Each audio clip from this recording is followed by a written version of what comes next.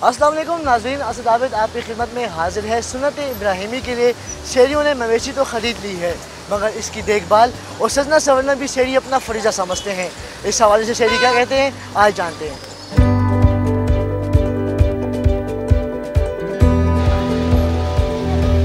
कुर्बानी के लिए जानवर लाए, हम लोग यहाँ पे आए जानवर वगैरह ख़रीदने के लिए, ताकि हमारे जानवर खूबसूरत लगे और अच्छे लगे। ईद करीब आ रही है, खैर से 4-5 दिन रह गए हैं। बच्चे ने कहा कि जाए बाबा इसके लिए झांझरे वगैरह घुंघरू वगैरह लेकर आओ। गए, हमने इसको घुंघरू पहनाए हैं, पट्टा भी डाला है और उसको सजा रहे हैं। ये तो प्यार की चीज़ है, ऐसे प्यार करना चाहिए।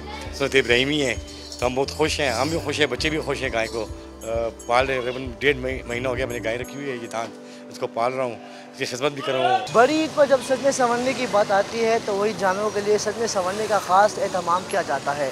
मुलाकात होगी अगले प्रोग्राम में। अपना बहुत ख्याल रखिएगा। अल्लाह हाफिज़।